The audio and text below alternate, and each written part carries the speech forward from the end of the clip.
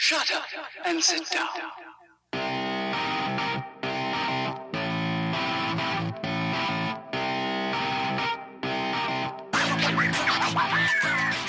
Welcome to the Roofr Report, brought to you by Roofr.com. Hey everybody, welcome back to the Roofr Report. I am your host, Pete McKendrick.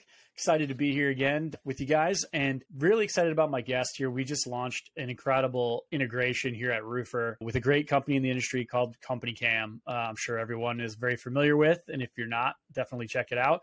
But very excited here today to have Luke with me. And I want to give him a minute just to introduce himself, talk a little bit about CompanyCam, and then we'll get into it. So what's up, Luke? Nice to have you. Hey, Pete, glad to be here. Excited to be integrated with Roofr. Yeah, so I'm Luke, founder, CEO of CompanyCam. I come from the roofing industry. To this day, but crucially for me, growing up, my dad owned a roofing company in Lincoln, Nebraska, and I would clean up the job sites and graduated to tearing off shingles and then graduated to nailing down shingles and eventually did most every job you can do at a local roofing business. And CompanyCam came out of that, just saw a need that we had and thought, hey, I think other people have this same problem. And so moved from roofing to tech, which any business, there's a lot of similarities, just how you treat people, how to make money, et cetera. But then it's also just very different. So it's just been super good though. Super fun. Yeah, I think that's a great story. So many companies in this industry have a similar story where the founder, the owner came out of the background of being in the industry. We have a handful of us here at Roofr that are straight out of the roofing industry or the construction industry. You know, my one rule was always that I wouldn't get up on a roof. I'm terrified of heights. So I did pretty much everything in contracting except actually getting on a roof. And now I work for a roofing software company. So ironic there, but it is what it is. And so I've learned roofing in and out as part of it. Obviously I was around it and I understand contracting. And like you said, a lot of those businesses are similar. It's been very interesting for me to learn the ins and outs of the roofing business. And it's nice to see someone like yourself that came out of that same background. Someone escape. Yeah, it's good when you meet someone that has escaped. Yeah, they're not on the roof. Made the move, right? Yeah, it's funny because I am scared of heights as the next person, but not really. I've just been on enough roofs. My younger brother who runs the family roofing business now, he's the CEO. He'll get on a roof, but he is more scared of heights. Like I remember getting up. It's it was maybe an 812, but it was like this tall hotel. So it's like, I say tall, it's 4 stories tall. We had a huge ladder. We had to go up. And him getting off the ladder, I was looking at him like, you all right? You don't look good. I am worried. I can look at this and you can just go down. Because you don't want someone on the roof who's being too tentative. It's it almost makes it worse. You have to move with confidence and kind of know your limits. Yeah. But yeah, the heights thing, it will scare a lot of people away. Because if you're not used to it and you didn't almost grow up doing it, that first time you get on a 3-story, 812 or something you can hypothetically walk, you're being real careful. Yeah. Yeah, for sure. Yeah. That definitely was something that kind of turned me off the first couple of times I was up there. I watched these guys. I'll never forget one of my first exposures to roofing. I was a trim guy. I did trim, exterior and interior trim, and we're trimming a house and these guys were roofing the house next door to us. And there's a 40-mile-an-hour wind blowing and these guys are walking the roof with 4x8 sheets of decking. And I was like, not for me. Watching these guys hold on for their life as they're carrying these 4x8 sheets across this roof, getting blown by this oncoming. Yeah, dude, I can't carry a piece of OSB across my yard in a wind like that because we get those from time to time. Yeah, there's an old story. I think my dad told me this. I can't. It sounds fake. It probably is fake, but we're in the Midwest, we're in Lincoln, Nebraska. So periodically you'll see these giant grain bins. Huge, they're 10 stories tall or something, that they were working on one of these and a guy fell off but held onto this sheet of plywood and didn't die, landed. I don't know if he got hurt or whatever, but it's funny because when you said that, I was really hoping you weren't going to say, and this guy just went sailing. I mean, they were just about doing that. So it was incredible. Yeah. That was really my first exposure. And I was like, yeah, roofing's not for me. But so let's dive into a little bit. You're in the roofing industry. Like you said, you graduated up through the ranks to be nailing shingles and stuff like that. And where did you really see the need? Where did CompanyCam actually come from? Yeah, it's hard. So at the time I was managing our exteriors divisions. So trim, like fascia, soffit. We did some windows, tried not to. Occasionally we did doors, also tried not to, but mostly this kind of fascia soffit stuff. And then I was also doing our marketing. So we maybe had 50 employees around this time. So it was like a decent sized company, but it wasn't massive. And I remember specifically, we went out to do this. We were going to go put the trim up, like new fascia wrap up on this, like it's simple 2-sided house. We're looking at the work order. It's like 1 story, whatever, like a piece of cake.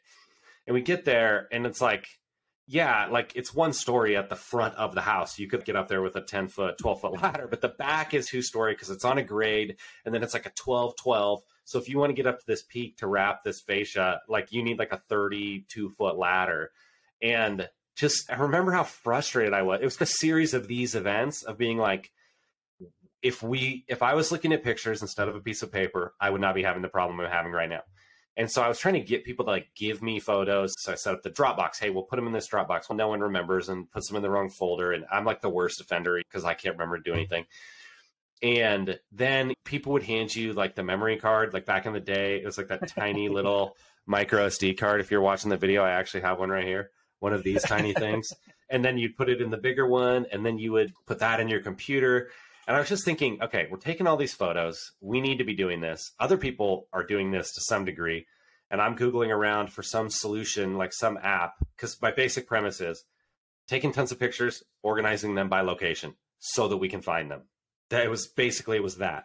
And I wanted to do this. I was calling it the shingle finder, to put a bunch of pictures on our website, because I fundamentally believe no one knows what like drip edge is or counter flashing or whatever. But if you show someone a picture and you're like, you like it like this, or you like it like this, or the other guys do it like this, but we do it like this. Everyone can see something and be like, oh, I like nice and new and clean versus old and dirty and disgusting. Like everyone can tell the difference. So like it all boiled down to this picture thing is a pain. I can't find the ones that I took. I can't find the ones that anyone else took. All the files are named like image_471926. And I'm like, this is, ugh. And I was listening to some podcast. I think it was Smart Passive Income with Pat Flynn, which I listen to periodically. Great podcast. But at some point I was like, okay, no one's doing this. I'm convinced that this needs to be done. I'm certain I want this right now.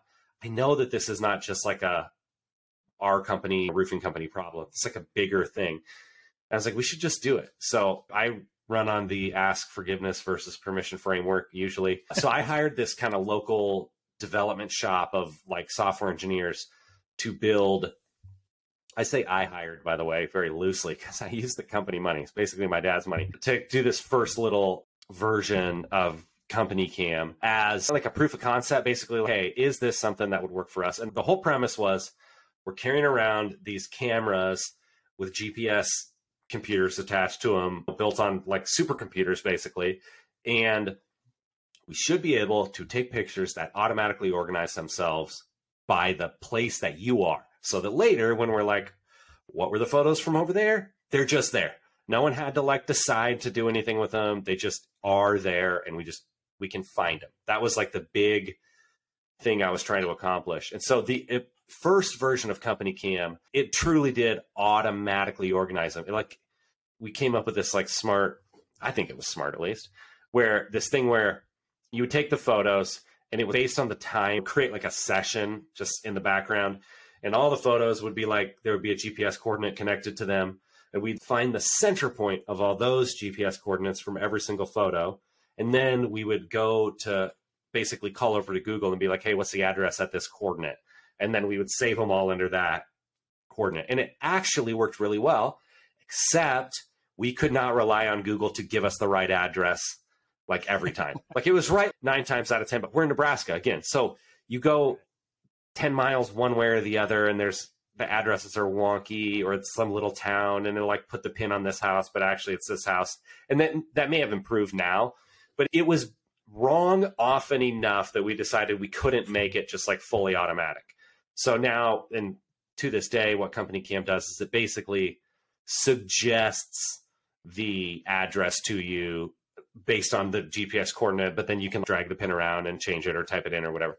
And so initially it was all about just capturing them, getting them organized without people having to decide to upload them or remember to do that.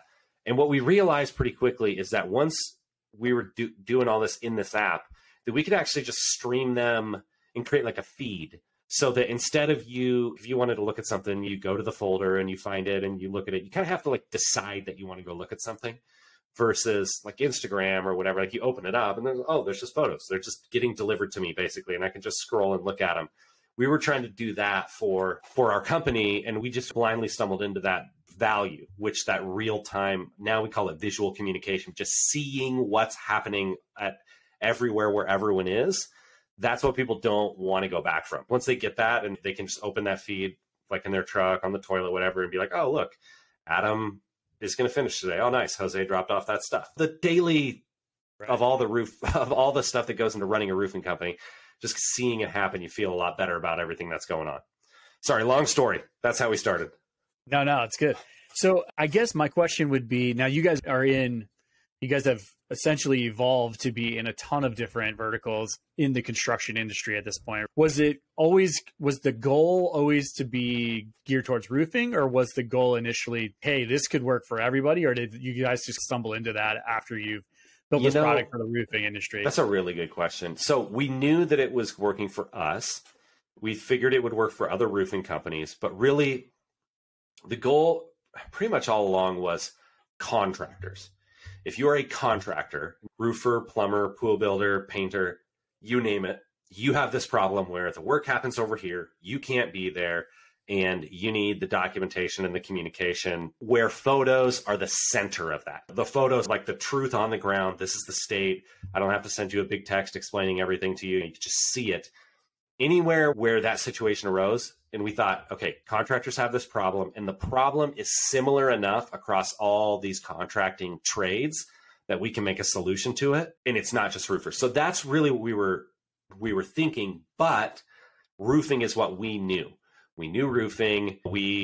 All the shingle manufacturers, the software, we just knew enough people to get a foothold. Whereas if we would have gone and tried to sell to painters day one, I don't know anything about painting. It's funny to me because one of the first and one of the only real pieces of tech that I used in construction before I came over to the SaaS side of the business was a product called CoConstruct. It was a CRM at the time. And it's funny because they had an app, but the only thing that we did in that product was take pictures. That's what we used it for. We literally would take pictures and communicate amongst ourselves using the photos and commenting on the photos. So it's funny because I think that was before you guys existed, to be honest, when I was still in the contracting field. And that's literally all we were using that product for, was exactly the problem that you guys solved. And It was funny because we had this big CRM robust product that did a lot of great things, and we just completely underutilized it because really all we wanted was to capture photos and be able to organize them and be by job and be able to communicate. It's That's a good sales pitch. Yeah, I need to run with that. Incredibly simple. Who needs product. all this other stuff? Just take pictures. Yeah, exactly. CoConstruct, like you said, it's at the root of it, though. That's at the heart of everything that you're doing. Like you said, I could type you a paragraph long text, but showing you a picture is going to explain it so much better than I could ever explain it in words. Yep, and you can always text someone a picture. The thing is, even if you are sending pictures around, without a tool that's made for that, it's always going to be splintered or whatever. And so our thought was like, look, we're not going to try to be everything. CoConstruct was everything, mainly for home builders. Like it was like, you're building a house, hey, you need to do change orders for the customer and you want to do your accounting, and did everything. They got acquired by Builder Trend maybe a couple of years ago, who's right up the road from us in Omaha, Nebraska. And now we're building an integration with Builder Trend right now, and hence I believe with CoConstruct too, but I can't be certain about that. But what we've landed on is visual first, job site communication. And it is crucial. And once you start doing it, no one's Googling that. You know what I mean? Like people are Googling like, hey, roofing management software, measure a roof. Like there's lots of things that you need. And you can look right for it and go find it. Yeah. And we were like, oh, it's a camera app for contractors. No one's Googling or looking for that. So we kind of had to get out there and show it to people. And it's like, once you see it, then you're like, oh, okay, I can understand it. But that was really hard for us at the beginning, is that it wasn't a category that really existed, which is a benefit and a curse. So like the curse is that no one's looking for it, but the benefit is that no one else is doing it. If you can get through there, it's, we're the only people standing here. That's nice. It's funny because that kind of leads into my next question that I wanted to ask you is, now I've been in this side, in the SaaS side of the business for 5+ years, and you guys have never had any competition. You know what I mean? In every vertical that you see, like measurements and proposal software and CRMs, you always have people coming in and out trying to do what you're doing. You have a couple of monsters that rise to the top and become the big players in that vertical. And it's always just been you guys. And I think maybe that answers the question why. Like maybe because it's not a product. It's not a product that people were looking for, because maybe they didn't even really understand that they needed it until they saw it and realized they needed it. Yeah. And maybe that's there's why, like a Steve Jobs level arrogance there, probably that, well, I'll tell them what they need or whatever. But I really like making things, like cool technology, the idea of building something. I can't be bothered to maintain anything. Like my house, you can't see this room, but it is a disaster. Like the idea of maintenance of things is just, no way. I don't want to do it. Now, building something, that's fun. I'll build a deck. I'll build an app. Like the idea of making something. And right. I've had this pretty strong kind of perspective of what this thing is, because if you start trying to make software, people are going to tell you what they want.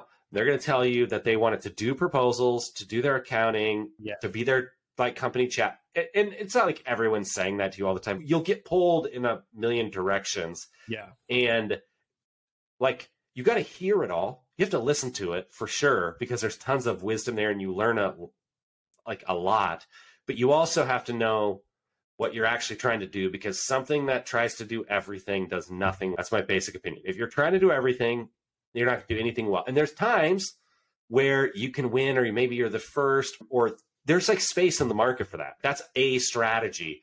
But our strategy is do this like narrow kind of like field capture and communication and try to do it better than anyone else. And then try to keep getting better. And then there's a big market there. There's like a lot of opportunity, but not getting sucked into trying to also be a CRM, trying to also be like, there's just a lot of things that you can do. And it's hard to stay focused. And we haven't perfectly. Like we got into that AR measurement stuff because I saw it and I was like, I saw some random demo of back like augmented reality. And I was like, that is awesome. That's crazy. So we built it, and we had this mathematician guy working. He still works for us. It was the 6-year anniversary, the end of the week, working here. And he's the best. But that actually, like, measuring things is not CompanyCam. It looked cool. It's connected to capturing info in the field, but that's not for us. That's for Roofr and everyone else. That's not for CompanyCam. And we lost sight of that for a little while and had to realize, like, okay, that's not a path worth going down. We're never going to be the best at that. It's just a thing that we do. And if you can't focus on it, then like the next person who is looking at it and focusing on it is going to just run right past you, because they know where they're going. I love that, because to be honest, I say exactly the same thing. Having come from a CRM, right? Because I worked for a CRM in this market when I first came to the SaaS side of the business, you very easily get sucked into that, because every person that you talk to has great input, but sometimes their input is very specific to their company. And if I listen to all of it and try to do all of it, it's just a giant rabbit hole that you just continue to go down further and further. And I said exactly the same thing when we talk about stuff here at Roofr. If you try to take on too much, you become mediocre at all of it. And you got to focus on the things that you're good at. And like you said, just become the best you can at that. And I think what I find interesting about it is I think that's a constant debate amongst contractors too. Oh, yeah. Is how much stuff do I do as a contractor? And I know roofing is a big one, right? Do I just be a roofer? Do I become a roofer and a sider? Do I become an entire exterior guy? I worked with one roofing company when I was at my former job, huge company, that literally, if your ceiling leaked, they had drywall guys that would go inside and do drywall work. It was like they were literally a GC calling himself a roofer. And it's how much do you take on, and does it work the same way in the roofing industry? Do you become somewhat mediocre at everything because you're spread so thin, it's a really as opposed good to just question. say, I'm a roofer and that's all I do, right? Yeah, I don't know that there's a set way to think about that. But that's we have that question. And in software, it makes sense. So easy to ask for a feature, but it's also easy for a customer to be like, hey, my window needs to be replaced. And you're like, okay, I could yeah, I'm here anyway. Give it away as a referral, but I'm standing right here. Yeah. We could just do that. I don't know. There's the difference, let's say, between like management. I say sometimes there's inventors and there's managers. This is a dramatic oversimplification of the world. Okay. And I'm not married to this, but the idea of, I think I would put myself in that like inventor category. I'm bad at managing people. I'm bad at maintaining things. And I know that, and I try to get better. I don't want to be a catastrophe at anything, but that's not my strength. Whereas if your strength is operational excellence, then kind of expanding like your operational ability because that's how this happens. Hey, would you do my gutters? And you're like, yeah, we could do those. Figure out how to do that. And you can figure it out and you can set it up and you can make the clocks run on time or the trains run. Then that kind of makes more sense versus this thinking of, okay, how can we, like, I don't know that invent is quite the right word here anymore, but the difference between kind of the operational excellence and let's say more of like the kind of vision side of what would it look like for us to be like the best roofing company we could be, or like almost a brand differentiator is I think what it comes down to in like roofing is like that. How can we make our identity an actual differentiator in sales and in our execution versus just scaling our operations? And you always need to do both, or you want to. If you can be great at making this amazing brand that people hear your name and they're like, oh, those quality, trust, they're saying all those words in their head, and you can scale operationally, that's the holy grail, and more power to you. But that's a whole lot of talking to say, I don't know, but I think the kind of personality of the person like has a lot to do with it, because it's more of what you like and what you want to put your energy into. And I know for me, putting my energy into that kind of ever expanding, almost like horizontal, we do this and we do this. It's like Zoho comes to mind we just see anything that exists and we clone it and you can do it in Zoho or something like that. That's just not interesting or exciting to me. The idea of making something awesome is really exciting to me. That's interesting. Yeah. Cause I think that you see roofing companies that do everything and roofing companies that just do roofing, and you see people who are successful doing both. I've also seen people that were a complete train wreck doing both. So I think I like that insight. I think that it depends on the type of person you are. And I think you have to know your own capabilities and know where your strengths are and what you're capable of doing if you're going to go down that road. And then potentially it could be a very successful venture to add some things to the stable there, as opposed to just sticking with one. But in other cases, really generous that you called it an insight there.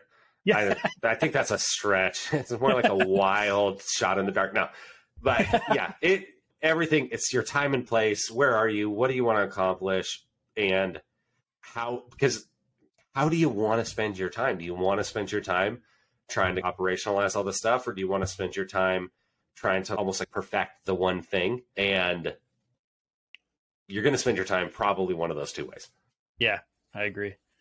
So one of the questions I wanted to ask you is, you guys pretty much from day one coming into this market have really differentiated yourself with your branding and your marketing. And it's one of the things that I enjoy the most about you guys, to be honest. I've always been a huge fan of what you guys do. And I love the approach, the comical approach to the way you guys market the company. And it very much equates to the culture, I think, of your company as well. And my question is, did that stem straight from you, or was that like a conscious decision to go that route, or, like a little of both that way? Yeah. And then some. So yeah, I don't like things that are boring, just normal, boring. I'm always looking for whatever sort of weird PR angle or what would be like exciting or interesting or something like that. But when we started, there was another local startup that was doing this like Uber for tool rental. So the idea is, I need whatever, you might go over to a tool rental place or like a legit, I'm trying to think of what one of these places is called. You need like a big heavy duty tool that you don't have, or like a saw or something. And so you go rent it. They were trying to do that kind of like peer to peer, like in an app. And the company was called, it read as Twerk. and that their slogan was "Put your lazy assets to work." So they called the company WORK, and it just didn't quite twerk, let's say. And so the founder of that company, I was like, look, you can keep trying to hammer at this, because like I think it's one of those things that it could work. Like lots of things sound like bad ideas until all of a sudden like we're all calling taxis from our phone, and it's like, oh, obviously, why would we do anything else? But I was like, we need to do like marketing, branding, get customer, like we need to do all this stuff. And his name is Kyle King. He was like a designer and kind of marketing person in really good sense for kind of brand and that kind of stuff. And we brought him on as our maybe 6th or 7th employee, roughly. And this was 6 years ago or something. And a lot of between him and Caleb, who's the first designer we hired over there, a lot of the kind of like initial stuff was through them. And it was basically us all going like, we want it to be interesting and different. And then I would always tell everyone, look, my tolerance for whatever you're going to say is like at the ceiling. Like you're going to offend yourself and your uncle and your mom before you like offend me. As long as you're not deliberately trying to be like really mean to someone. And even then, do they deserve it? That's a good question. We just responded to this guy. I walked past our social media manager. Yeah. Like it wasn't yesterday. It was like end of last week. And she was like, ask me some question, and someone had written a comment on one of her ads, and it said, this thing is so stupid. Maybe you should have a good idea if you want to make any money, or some version of that. It was just one of these like comments. And she clicked on his profile, and he was raising money to buy his tools or something because they got stolen, like to rebuy tools. And I said, just tell him if we get that good idea, we'll help him out getting his tools back or whatever. And she wrote it, and she was like, you said I could write. I'm like, yeah. I'm like, this guy is just being a jerk. And I don't want to be like, go out of our way to be mean to him, but I do want to run with that. What am I trying to say? That kind of, I don't know, confrontational is not the right word, but this edgy, whatever kind of, yeah. And not just for the sake of it, but it's just, to me, it's fun and it's interesting. And we made that deck picks video. If you've seen this video, have you heard of this? Deck picks? Yeah. So I just had that idea, and I was like, that's funny. And one of our Courtney, who she retired, that's what I say, because she's got kids now and she's just stays home and hangs out. And I see her on Instagram. She's in Hawaii, and I don't know what she's doing. She's everywhere. Anyway, her parents, or her dad, is from New Zealand. And the way that they say the word deck in New Zealand sounds like a different word that maybe you can imagine what that word is. Sure. And I thought, oh, that would be a really funny way to illustrate the miscommunication that could happen if you're just talking, but if you have photos, then everyone's on the same page. And it was like, okay, can we do that? But can it be funny? And what I would tell everyone is like, it has to be funny. And when you're trying to do something actually funny, you're risking a lot more, right? Like you're risking embarrassment. If we're just trying to make an informational video, it's not whatever, like maybe no one cares, but I'm not putting a lot out there, so I'm not going to lose a lot. But if you're actually trying to be funny, it could just totally flop. People could hate it, could offend people. You might look stupid because no one thinks it's funny and you did think it was funny, type of a thing. And so I did try to give everyone permission, like they know that they've got a decent leash to operate in. And sometimes I'm even like, be careful there, type of a thing. But on the whole, it's worked out really well. And people really like smart people that are talented, like working in that kind of environment in general. Like everyone wants to work hard, but they like having the idea that like, my boss is not going to come over here and tell me to tone this down. He's probably going to come over here and give me something that I think is probably too inappropriate to say in this video. And then we got to figure out what we're going to do with that. So yeah, so in a sense, yes, I'll definitely take some credit, but it's once you get it rolling, like it was Kyle and Caleb and just bringing people in, then that kind of attracts similar people. And before long, it's just the way that it is. And it just carries forward. Yeah. And we haven't gotten in trouble yet.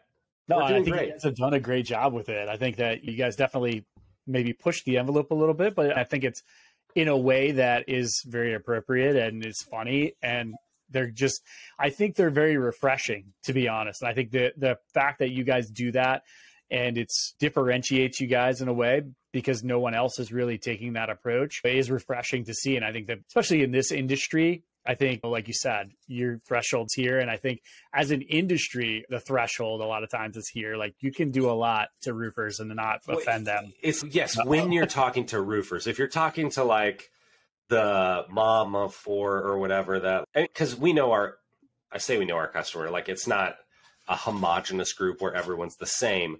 But like in general, there's a tolerance for very semi-tame off-color humor, Right. a la this deck picks thing, that no one canceled their subscription because of that, let's just say. But I also told them, I tell our social media team, I'm like, look, if you're trying to be funny, honestly, if that's what you're going for, versus trying to make some other like political point or be whatever other angle you could be going on, if you're trying to be funny, I will not fire. Like investors, I get 1,000 emails from all over the world. Like I don't care at all. You're good. So you need to just move with the knowledge that you're good. And that, I think that helps, because I think a lot of it, sometimes people like, I don't want to say like self-censor to some degree, but it's, no one got fired for hiring IBM type of thing. Like you do the kind of down the middle thing. It's like safe and you're not putting anything on the line. Whereas if all of a sudden I start getting calls from one of my investors because one of my interns is being snarky on Snapchat or something, is it even worth it? And what I've told them is it is worth it. And I'm trying to reinvigorate that. It's funny that you said that, because like we've been way too nice. We've just been posting thumbs up when these idiots come onto our threads and start saying it. And let me say this. It's people that go out of their way to just write some attack, like insult. These are the only people that we're remotely going after. If you're just anything other than that, a legitimate question, hey, we're here to be helpful. But to me, if you step into our post and write some snarky comment, then it's fair game at that point. Right. No, and one of my favorite things to do, we're big on social at Roofr, and one of my favorite things to do is just cruise these posts on the roofing sites and read the comments, because sometimes they are just incredibly funny to watch the exchanges that happen in the comments. And to be honest with you, like I've had webinar and podcast topics come out of the comments that have come from some of these posts, where people are just commenting about their experience, or just like you said, just trying to be rude in their response. And it's hilarious. Like you just see some incredible stuff on there. It's funny. Yeah, it sure is something sometimes. But in general, like that's the thing, is it's like these crazy lunatics are having the worst day of their life mixed with like 10 people having a really interesting conversation where you're like, oh, I never thought of that. Oh, I didn't know that was happening in Wisconsin. Like all the stuff that you can learn just reading through there. And then some guys go F yourselves. And you're like, well, just calm down, buddy. Sorry, we're just trying to offer our app to you. Okay. It's not that serious. So speak a little bit to the culture that you guys have built there, because I really have enjoyed, to be honest, we built an integration with you guys. So we got to work very closely with your team, with Mike over there and Jordan and them. And it's been a great experience for us. You guys are great to work with. But you enjoyed working with Jordan Roark? Is that what you said? Yeah. Sorry, I've never heard anyone say that. So I'll have to let her know. No, shut. Let her know. Jordan specializes in making fun of me in our Slack. Like once a month, she'll just like write some snarky comment. In fact, the perfect example, she said, I was at the coffee shop, and she's posting this in our company chat, like our Slack.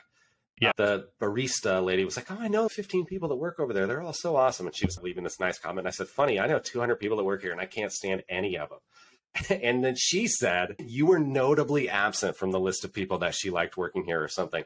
And it just, everyone was piling on making fun of me. So to that point, Jordan is awesome. Mike is, that team is fantastic.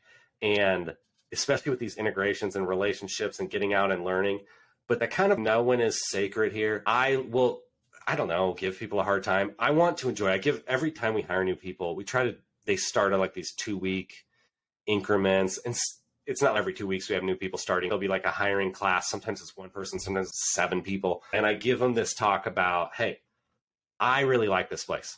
Now, granted, I'm biased. I own this company, but I really like working here. I like coming in here every day. I care about the success of this company a lot. But what I also really care about is the fact that we don't hate each other after we're done doing this. I don't want to bump into you at the grocery store in 10 years and be like, oh, grief. Sarah's over in aisle 11. I'll go get the chicken or whatever. Like, yeah, I want to enjoy it. We spend a lot of time doing this, and I want it to be like fun. Like, we have to get work done. We take it seriously, but I want to enjoy it, and I want it to fit in my life in such a way that I can keep my own priorities in order. Like, I have wife, kids, some hobbies sometimes, things that I want to spend my time doing along with running this company. And I just tell everyone, like, when you first start, this whole thing will happen to you. Because like you're coming in and there's different people and personalities and a culture, but then you're going to contribute to it. Like, you are going to bring something new here that wasn't here before. And I'm looking forward to that. And if you come in and you're enjoying your work and you're caring about what you're doing and you're enjoying the people you're working with, then you're basically, that is in a sense contagious. And it really is like that. Like, we've brought in a lot of people over the last, let's call it 18 months, and just like a ton of awesome people that like are bringing in, adopting the sort of culture and the atmosphere, but they're also like creating it at the same time because they're bringing in their kind of who they are and their perspective. And yeah, so the culture, I would say, the sort of, I don't know if it's a public persona, the brand, like sanctimonious. That's not the right word. I don't know. I don't know words good. We do apps and roofing, but it's just not taking it too seriously, like working hard and caring, but not taking it too seriously and making it a point for it to be like enjoyable and fun has worked really well for us up to this point. But that's, of all the things that I worry about, culture is like the number one thing. I don't worry about some other person starting another app or whatever. Good luck. Plenty of apps out there, a lot of companies in the world that's not, but the idea of the state of the world where everyone's like at each other's throats 24/7, and the kind of like the idea of our company becoming one, like this place that like people don't want to be, or that they're scared of each other, or that thing, like that to me is like the thing that I worry about. That is what I don't want over anything else. Cause like everything is downstream from the people. Like the people make the product, sell the product. It's like good people, and everything else comes after that. And I care about it a lot.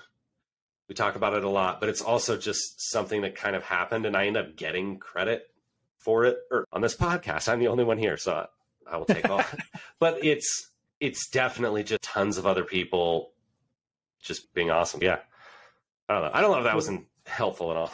No, yeah. I mean, it is. And I think, though, what do you think of the idea of obviously now with me being a roofer, company culture is a huge thing for us as well. And I think the people are a huge piece of why Roofr has become as successful in the business as it has. What are your thoughts of how that equates to roofing companies? Because to be honest, I think software service companies as a whole tend to take this people-centric approach. And I don't know that's necessarily the case when you go over into the roofing side of the business. And do you think roofing companies would be more successful if they were to take that type of approach? Or is it just such a different industry that does not really equate? I mean, so caring about the people that work at your company and caring about it being an environment, like a good collaborative environment, is always important. And that's across every company, everywhere, all the time. I do think it is different in the sense, okay, you have these crews. It's just a lot more independent kind of work happening, like in a lot of different places. And it's less maybe truly holistically collaborative. Like we're building this one product and we're doing all these different things, but we're like building this thing that other people are using versus doing all of these different jobs. And so there's a ton of overlap. There's also some amount of difference. And I know roofing companies who have done awesome job around like company culture and values and having it be a place that gets a lot of work done, but people like to work at. And a lot of it is just people feel like they matter. Like there's this book in startup land, tech companies read, called What You Do Is Who You Are. And the point is you can make up all this company culture stuff, but like what you actually do and how you treat people and, when the rubber meets the road, that's what you are. And no one cares about all of your values that you write on the wall and all of this stuff, unless it is also what you do. And so especially now with labor being such a competitive advantage, it's hard to find people, it's hard to find experienced people that are willing to put in the work that it takes to do. I mean, it's not even just like the roofing itself, driving around selling, like it's all hard. None of it is simple. It doesn't come easy to you. And so having a place that people want to be, which can be everything, it doesn't have to be like our company, or it can be a different culture, let's say, but a thing that is true that people can select into and select out of. And I don't know if this really harkens back, but it's that idea of like knowing your customer. I'm connecting this to our conversation earlier on whether you want to do all of these things or be narrow, but it's if you have an identity and you're not trying to be everything to everyone, you're trying to be what you are, let's say, then you can attract people that are into that. And you, let's say, repel people who are not into that. And it's not perfect. It's not like everything is going to fit together, but sure, you can give yourself a better chance of that when you can clearly say, this is what we're about. This is what we're trying to be. And then when people come in, like I've had these new hiring people, like at the end of the week, be like, wow, I heard all this stuff about this place, but it's actually what you said it was. And they'll even say that 6 months later. And I'm like, yeah, we're not like, that's the whole point, is that we're not trying to make it better than it is, because it's not perfect. Like a software company, every company is an ongoing slow motion disaster that you're trying to maintain, like so that it doesn't spill out like everywhere else, because things are always like not quite working. And there's plenty of things, especially in contracting. It's like any given day, customer's frustrated. We backed into someone. Like it's just enough things that it's never going to be perfect. But when people are like, oh, they are who they say they are, and they actually do care about me, the employee, the person, like that, I really do believe that goes a long way. And we have really low like attrition at our company. Of churn, that's a software term. But like churn user, churn employee. People churn. You don't see a lot of employee churn. But yeah, so that's again, I tend to talk a lot and then lose my train of thought. But there's a lot that you can do, and it's totally worth focusing on, because I think if you're the owner or the CEO or you name it, like your job is people, 100%. Your job is find people that are better than you, that can work with the rest of your people, that want to be there, and then hand them more and more responsibility, and then go find more people. And it's like that, the better you are at doing that, of finding people that are that kind of that fit, that want it, that get it, that you can bring in and help orient everyone to move the same direction, the bigger the opportunity you have. And so I don't know what that means in any given culture anywhere. I just know that like it's the people, stupid.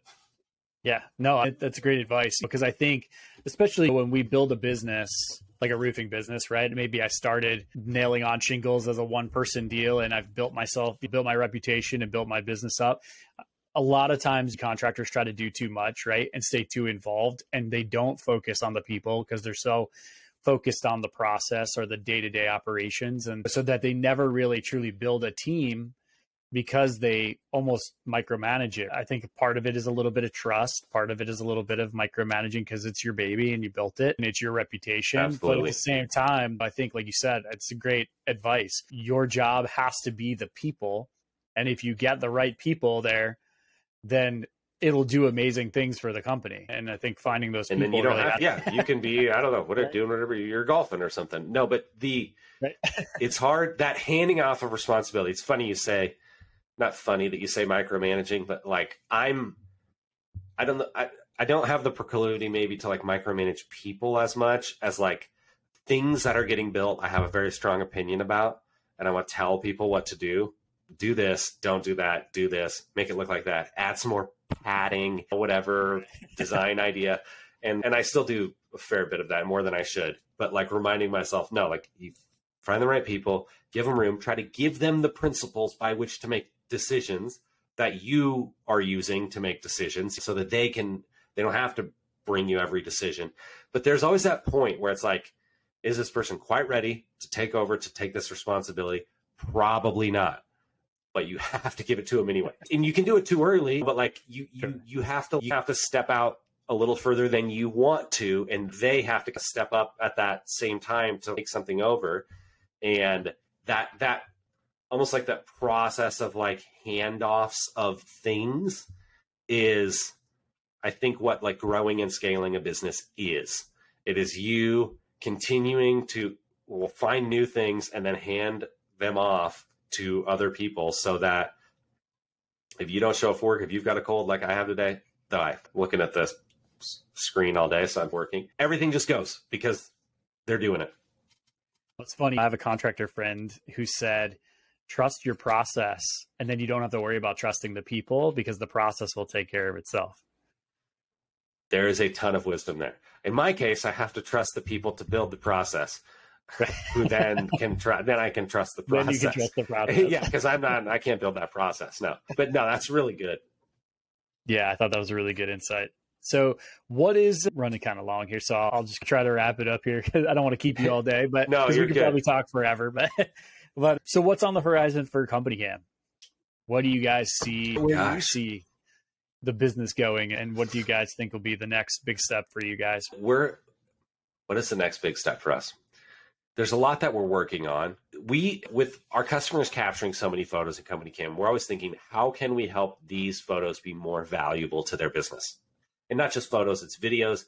We just released this walkthrough video functionality. Right now it's only on iPhone, but it does it's kind of like a loom. Like it has your face in the corner. So if you were walking around, like you can narrate it and it's personalized. It looks really cool. And I think those are going to be really awesome. But like continuing to be the best way to capture in the field is number one. If you use CompanyCam to capture, that facilitates that communication. And then we're thinking, how do we put all of the stuff that we're capturing in this communication to work for our customers to help them build trust in their business? That, like you were saying, trust the process, like that we become part of that process that they can trust. So on a daily basis, they trust how things are going. We want to try to help them build trust with their customer. How can we do that? And that's the problem we're thinking about constantly right now. How do we help them build trust with the customer? And then we think in the long term, CompanyCam can be a really good way for a contractor to build trust in the market. So that if someone's looking for you they need to get their roof done or something, that like through your use of CompanyCam, that can identify you as a trusted contractor. And there's like a million steps in between and like a ton of ideas, but that's what I'm excited about. I like it. I think that it's a great tool for that. I think that I've seen it used in a number of different ways. And one of the ways that I've seen it used is specifically that, to showcase your work and build that trust factor and that credibility on people's websites and in their social. And I think it's a great future step for you guys. I think that it's already, in a way, I think some contractors, some of the more forward-thinking contractors may already be using it to do that. And so it's a great next step for you guys, for sure. We're hoping that it's fun. I think it will be. Well, man, I really appreciate you coming on. I think it's great to get a little backstory on CompanyCam, and I think that you guys continue to do great things for the industry, and happy to be partnered up with you guys and continuing to work on what we can do maybe together to help build some products for the industry. Our goal at Roofr is always to see what we can do to help the contractor to facilitate their day. And I think you guys are doing the same thing. I think that our vision kind of aligns very well. Happy to be working with your team, and glad I can have you always on. Looking to partner more. So I'm glad that we got that integration done. I think people are going to love it. Yeah, I do too. I think it's a great tool, and I think the products just complement each other so well. So very excited to have that. But I really appreciate you coming on and sharing your story and sharing some insight, man. Thanks for doing it. Thank you, Pete. It was awesome, man. I appreciate it. All right. Thanks everybody for joining us on the Roofr Report. Be sure to tune in next time. Talk to you soon.